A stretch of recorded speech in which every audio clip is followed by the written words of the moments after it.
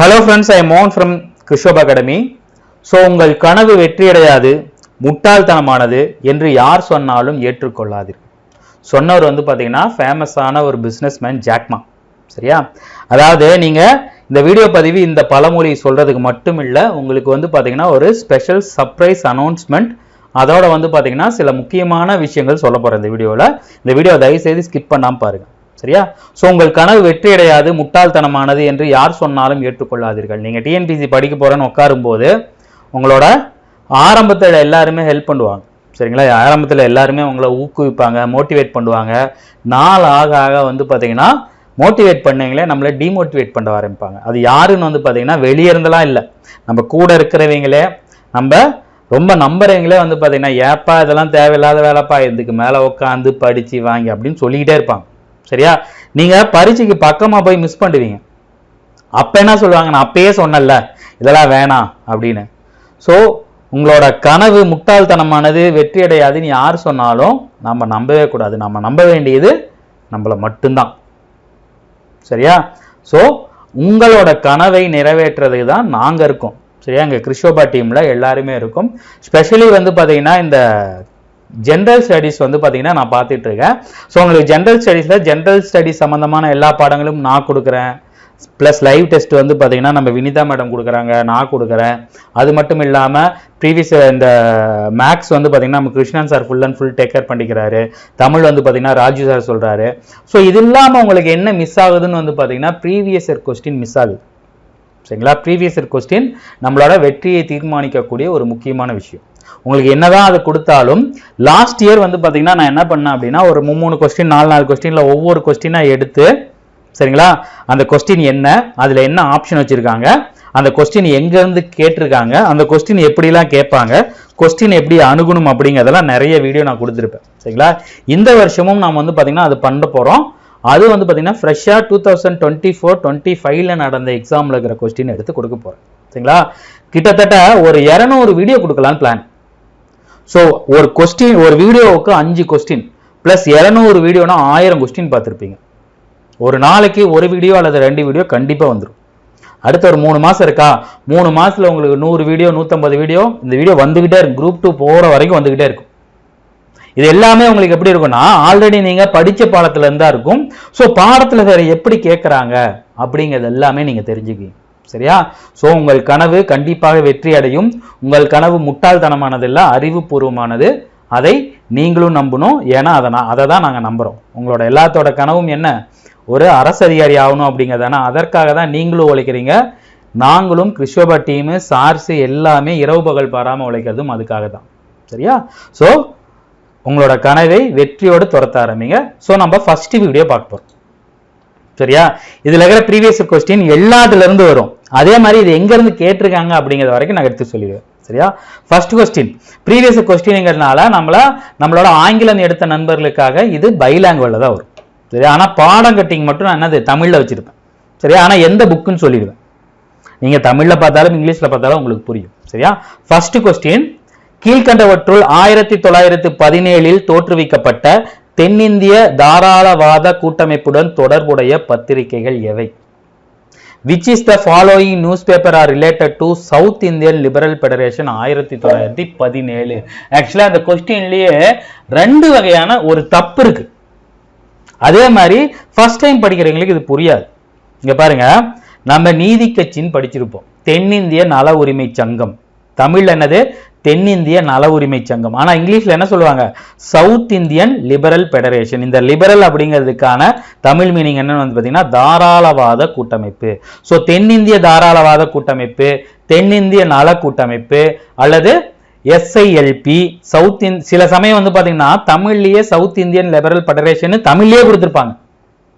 குழம்ப கூடாது. உங்களுக்கு இந்த மாதிரி டைம்ல தமிழ்ல உங்களுக்கு புரியல அப்படிங்கிறப்ப டக்குன்னு நீங்க என்ன பண்ணும், இங்கிலீஷை போய் பார்க்கணும். சவுத் இந்தியன் லிபரல் பெடரேஷன் அப்புறம் என்னது? SILP.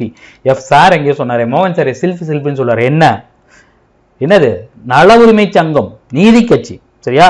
இல்ல இன்னொரு தப்பு என்னன்னா, நம்ம படிச்சது எல்லாமே நீதி கட்சி 1916 அப்படிங்கிறதுதான் படிச்சோம். ஆனா இங்க என்ன கொடுத்திருக்காங்க? 17ன்னு கொடுத்திருக்காங்க. சோ 17ன்னு கொடுத்ததுனால இது நீதி கட்சி இல்லாம வேற ஏதாவது இருக்குமோ அப்படிங்கிறத நீங்க ஞாபகம் வேணா வந்து குழம்பிடக்கூடாது. அதனாலதான் இந்த ஃபர்ஸ்ட் கொஸ்டின் அதை எடுத்துட்டு வந்தேன். ஈஸியான கொஸ்டினுங்க, ஆனா நிறைய பேர் தப்பு பண்ணிடுவாங்க. சரியா?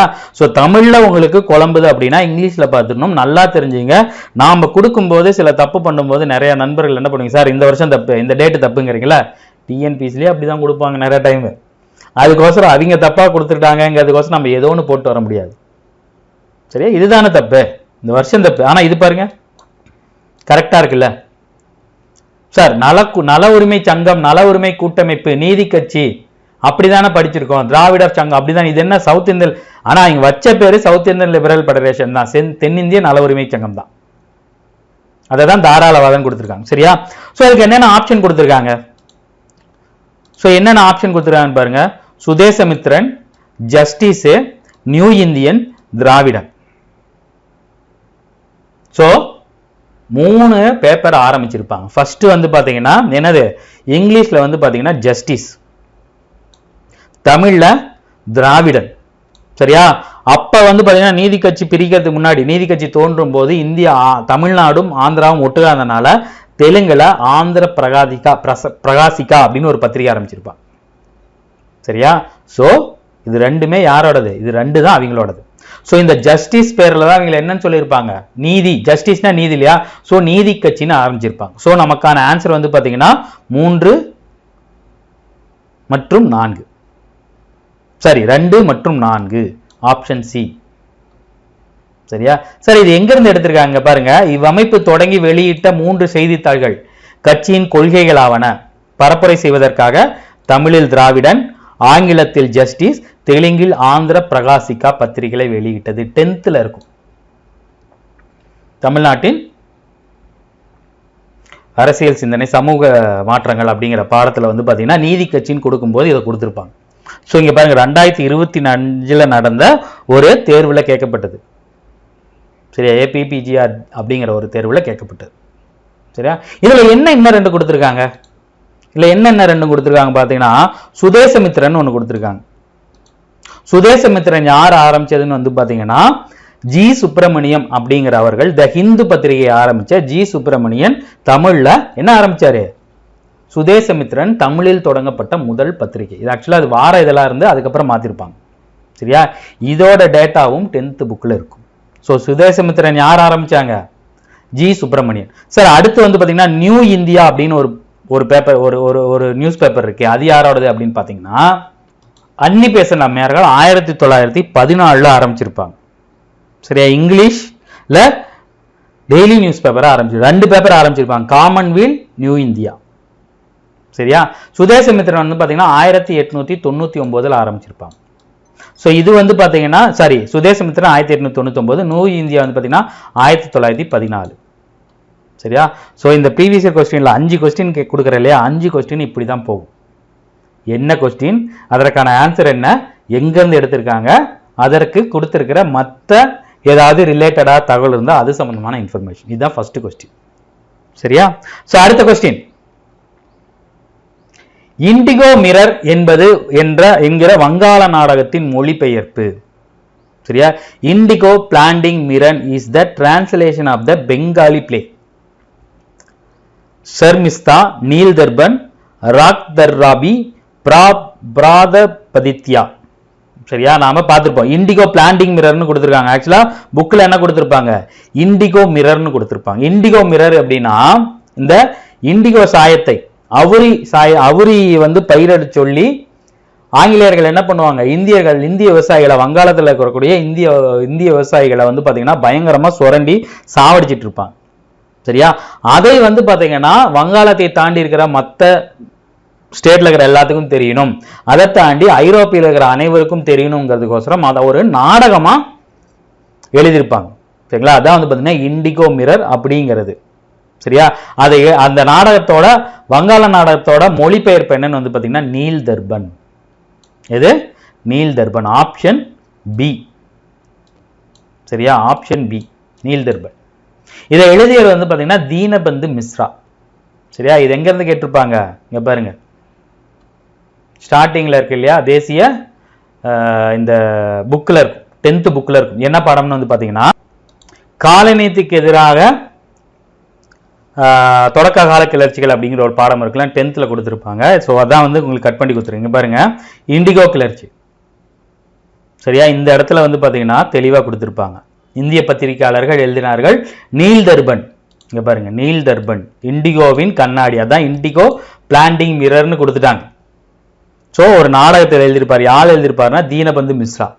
எதுக்கு அப்படின்னா, இந்தியாவிலும் ஐரோப்பாவிலும் இருந்த மக்களிடையே இண்டிகோ கிளர்ச்சி எந்த அளவுக்கு பிரச்சனையா இருக்கு, இண்டிகோ இங்க சாயமிடுறது எவ்வளவு பிரச்சனையா இருக்குன்னு மற்றவங்களுக்கு கொண்டு வரதுக்காக இந்த நாடகம் நடத்தப்பட்டது. அதை அப்படியே எடுத்து கொஸ்டினா கொடுத்துட்டாங்க. இங்க பாருங்க, இண்டிகோ மிரர். மிரர்னா என்னது, இங்க பாரு இங்கிலீஷ்ல கொடுத்துருக்காங்க. இண்டிகோ மிரர், இண்டிகோவின் கண்ணாடி. ஸோ இது அப்படியே கொஸ்டின் பேப்பர் புக்கில் இருக்கிறத அப்படியே தான் கேட்பாங்க. ஆனால் நம்மளை குழப்பற மாதிரி சில விஷயங்கள் போட்டிருப்பாங்க. அதனால நாம கன்ஃபியூஷன் ஆகிருக்கக்கூடாது. சரியா? ஸோ இதை பார்த்துங்க. சரியா? ஸோ இதில் வந்து பார்த்தீங்கன்னா இங்கே பாருங்க, ரக் தகராபி அப்படின்னு கொடுத்துருக்காங்க இல்லையா, ரக் தகராபி அப்படின்னு கொடுத்துருக்காங்க இல்லையா. இது என்ன அப்படின்னு வந்து பார்த்தீங்கன்னா, இது வந்து பார்த்தீங்கன்னா ரவீந்திரநாத் தாகூரோட ஒரு நாடகம். சரிங்களா, ரவீந்திரநாத் தாகூர் எழுதிய ஒரு முக்கியமான ஒரு நாடகம். சரிங்களா, 1923-24 எழுதியிருப்பார். சரிங்களா, ஷிலாங் அப்படிங்கிற இதுல. இது வந்து ஷிலாங் அப்படிங்கிற ஒரு இதுல எழுதியிருப்பார். ஷிலாங்னா அசாம் பக்கம் இருக்கக்கூடிய ஒரு இது. சரிங்களா, அது ஆரம்பத்துல யக்சபுரி அப்படின்னு பேர் எடுத்திருப்பாங்க. அப்புறம் பிரபாசி அஸ்வின், பிரபாத்தியா அப்படிங்கிறது ரெண்டுக்கும் சம்பந்தம் இருக்கு. சரியா, அதாவது இது வந்து பார்த்தீங்கன்னா ஒரு பெரிய அரசன் வந்து தன்னோட மக்களை வந்து ஒரு சுரங்கம் தோண்டி அதுல வந்து தங்கம் வெட்டி எடுக்கிறதுக்கு கட்டாயப்படுத்துற மாதிரி ஒரு இது கொடுத்துருப்பாங்க. சரிங்களா, ரொம்ப முக்கியமான ஒரு நாடகம். இந்த நாடகம் எதற்கான ஒரு எதிர்ப்பான நாடகம்னா, சர்வாதிகாரத்திற்கு எதிரான நாடகம்.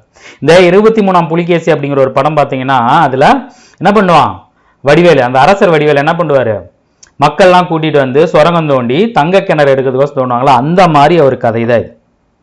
சரிங்களா, இந்த நாடகம் சோசியலிசத்தை பத்தி பேசக்கூடிய ஒரு நாடகம். யார் எழுதிய நாடகம் வந்து பாத்தீங்கன்னா, ரவீந்திரநாத் தாகூர் எழுதிய ஒரு முக்கியமான நாடகம். சரியா, இது வந்து நம்ம சிலபஸ்ல எல்லாம் இருந்தாலும் கொடுத்துருக்காங்க. இதுல கொடுத்துருக்காங்க அப்படிங்கிறதுக்கோசம் நான் சொல்றேன், நோட் பண்ணி வச்சுங்க. சரியா, ஸோ இதை அப்படியே எடுத்து கொடுத்துருக்காங்க. புக்லையும் எங்க இருக்குன்னு நம்ம பார்த்தோம். ஓகேவா? ஸோ அடுத்த கொஸ்டின், அடிப்படை உரிமையிலிருந்து சொத்துரிமையானது இந்த சட்ட திருத்தத்தின் மூலம் நீக்கப்பட்டது. அடிப்படை உரிமையிலிருந்து சொத்துரிமையானது இந்த சட்ட திருத்தத்தின் மூலம் நீக்கப்பட்டது. 42வது சட்ட திருத்தம் 1976, 43வது சட்ட திருத்தம் 1977, 44 1978, 45 1980. சரியா, இங்கிலீஷ்ல பார்த்துருவோம். Right to property removed from the list of fundamental rights by 10th இருக்கக்கூடிய இந்திய அரசியலமைப்பு ரொம்ப முக்கியம்னு சொல்லியிருக்கோம் இல்லையா. அதுல இருந்து அரசியலமைப்புல இருந்து நம்மளுக்கு 15 கேள்வி வரும். அந்த 15 கேள்வி கேட்குறாங்கன்னா ஒரு 5 கேள்வியில் 10 கேள்வி 10th புக்ல இருந்து எடுத்துருவாங்க. அதுக்கு ரொம்ப முக்கியமான உதாரணம் இது. ஸோ இதற்கான ஆன்சர் வந்து பார்த்தீங்கன்னா 44வது சட்ட திருத்தம் 1978.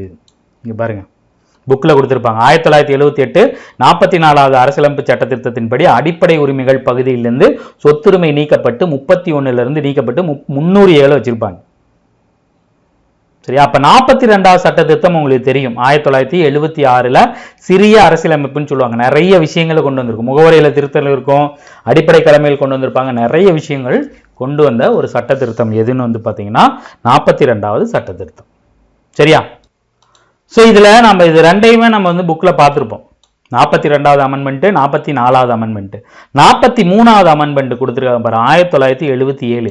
இந்த சட்ட திருத்தம் பண்ணதுக்கு அப்புறம் அடுத்த வருஷத்துல கொண்டு வந்த சட்ட திருத்தம் வந்து பார்த்தீங்கன்னா 43வது அமெண்ட்மெண்ட். இது எதுக்கு கொண்டு வந்திருப்பாங்க அப்படின்னா, 42 சட்ட திருத்தத்தில் சில விஷயங்கள் கொண்டு வந்திருப்பாங்க இல்லையா, அது ரத்து செய்வதற்காக கொண்டு வரப்பட்ட சட்ட திருத்தம் தான் 43வது சட்ட திருத்தம் 1977. சரியா, இதுல வந்து பாத்தீங்கன்னா 31D 32A நோட் பண்ணிங்க. நான் மறுபடியும் சொல்றேன், 31D, சரியா, 32A, அப்புறம் 131A, அப்புறம் 144A, அப்புறம் 226A, 228A, எல்லாத்துலயும் ஏன்னு வரும். சரியா, இந்த சட்ட திருத்தங்கள் வந்து பாத்தீங்கன்னா நிறைய திருத்தத்தை வந்து பாத்தீங்கன்னா கொண்டு வந்துச்சு. 42வது கொண்டு வந்த திருத்தங்களை நிறைய ரத்து செய்வதற்காக இந்த சட்ட திருத்தம் கொண்டு வந்துச்சு. சரியா? அதாவது உயர் நீதிமன்றங்களுக்கு மாநில சட்டமன்றத்தின் அரசியலமைப்பு செல்லும்படியாகும் என தீர்மானிக்கும் அதிகாரம் வழங்கப்பட்டுச்சு. அதை ரத்து செஞ்சிச்சு. சோ மக்களவை தேர்தலுக்கான காலக்கெடுவை 5 வருஷமா கொண்டு வந்தது இந்த சட்ட திருத்தம். சரி, 5 வருஷங்களாக நிர்ணயிக்கும் சட்டத்தை ரத்து செய்தது இது. லோக்சபாவில் 5 வருஷம் அப்படிங்கிறத ரத்து செஞ்சு மறுபடியும் கொண்டு வந்தாங்க. சரியா? சோ 43வது சட்ட திருத்தம் 1977ங்கிறது கரெக்ட். இது எதுக்கு கொண்டு வந்தாங்க அப்படின்னா 42வது சட்ட திருத்தத்திலே கொண்டு வந்ததை சில ரத்து செய்வதற்காக கொண்டு வரப்பட்ட ஒரு சட்ட திருத்தம் தான் இது. சரியா? அதாவது இந்த சுப்ரீம் கோர்ட்டும் ஹை கோர்ட்ஸும் வந்து பார்த்தீங்கன்னா என்ன பண்ணுவாங்க, அவங்களோட அந்த ரிட்ஸ் இருக்கு இல்லையா, நீதி பேராணைகள் இருக்கு இல்லையா, அந்த நீதி பேராணைகளை வந்து பார்த்தீங்கன்னா இஷ்யூ பண்ணுறதுக்கு ரைட்ஸ் இருக்குது அப்படிங்கிற மாதிரி சில விஷயங்களை கொண்டு வந்திருக்கு. 226A நம்ம பார்த்துருப்போம். 226A பார்த்தோம் இல்லையா? 32 வந்து பார்த்தீங்கன்னா ஆர்டிகல் 32 எதுக்குங்க? அரசியலமைப்பு உட்பட்டு தீர்வு காணும் உரிமை எது? சுப்ரீம் கோர்ட்டுக்கு. அப்போ 226 எதுக்கு? ஹை கோர்ட்டுக்கு, உயர் நீதிமன்றங்களுக்கு. அந்த அதிகாரத்தை திரும்ப வழங்கும் தான் வந்து பார்த்தீங்கன்னா 43வது சட்ட திருத்தம். சரியா? நோட் பண்ணி வச்சுங்க. ஸோ இன்னொன்று என்ன கொடுத்துருக்காங்க, 45வது திருத்தம் 1980ன்னு கொடுத்துருக்காங்க. இதுவும் நம்ம புக்கில் இல்லை. சரியா? இது என்னங்கிறது இதையும் தெரிஞ்சு வச்சுக்கோங்க. அதாவது 1980ல் 45வது சட்ட திருத்தத்தை கொண்டு வந்தாங்க. சரியா? இது எதுக்கு அப்படின்னா நம்மளுக்கு இடஒதுக்கீடு கொடுத்துருக்காங்க இல்லையா, இடஒதுக்கீடு நமக்கு கொடுத்துருக்காங்க இல்லையா, SC ST பிரிவினருக்கு இடஒதுக்கீடு காலம் கொடுத்துருக்காங்க இல்லையா, அந்த இடஒதுக்கீடை உறுதி செய்வதற்காக கொண்டு வரப்பட்ட ஒரு சட்ட திருத்தம் தான் 1980 45வது அமெண்ட்மெண்ட். சரியா? 42 எதுக்கு? சிறிய அரசியலமைப்பு, முகவுரை, மற்ற விஷயங்கள். 43 எதுக்கு? இதுல கொண்டு வந்த சில திருத்தங்களை ரத்து செய்வதற்காக. அப்புறம் 226 ஆர்டிகளை மறுபடியும் திரும்ப கொடுக்கறதுக்காக. சரியா? 44வது தான் சொத்துரிமை நீக்கம். 45வது இடஒதுக்கீடு சம்பந்தமாக, இடஒதுக்கீடை உறுதிப்படுத்துவதற்காக. 1990 வரைக்கும் இடஒதுக்கீடு கொடுத்திருப்பாங்க. அந்த இடஒதுக்கீடை உறுதிப்படுத்துவதற்காக கொண்டு வரப்பட்ட இடம் தான் இது. இந்த சட்ட திருத்தம் தான் 45வது சட்ட திருத்தம். சரியா? ஸோ இது எங்கேருந்து எடுத்துருக்காங்க? 10th புக்ல இருந்து எடுத்திருக்காங்க. சரியா? ஸோ அடுத்த கேள்வி, சிந்துவெளி மக்களின் ஆயுதங்கள் பெரிதும் எந்த உலோகத்தால் செய்யப்பட்டிருந்தன? செம்பு மற்றும் வெண்கலம், தங்கம் மற்றும் வெள்ளி, இரும்பு மற்றும் செம்பு, கல் மற்றும் செங்கல். The weapons of the Indus Valley people were mostly made of copper and bronze, gold and silver, iron and copper, stone and bricks. சரியா? ஸோ இது உங்களுக்கு தெரியும். ஸோ சிந்து சமவெளி மக்கள் எதை அறியவில்லை? இரும்பின் பயனை பற்றி அறியவில்லைன்னு கொடுத்துட்டாங்க. ஸோ இந்த ஆப்ஷன் இருக்காது. ஸோ கல் மற்றும் செங்கல் அப்படிங்கிறது வந்து பார்த்தீங்கன்னா கற்கால மனிதரில் இதுவும் இருக்காது. ஸோ தங்கம் வெள்ளியால் அவங்களால ஆயுதங்கள் பெரிதாக செய்ய முடியாது. ஸோ ஆப்ஷன் என்ன? செம்பு மற்றும் வெண்கலம். எது? செம்பு மற்றும் வெண்கலம். சரியா? இது எங்கேருந்து கொடுத்துருக்காங்க அப்படின்னா நம்மளோட 11th ஹிஸ்டரியில சிந்து சமவெளி இருக்கு இல்லையா, அங்கே கொடுத்துருப்பாங்க.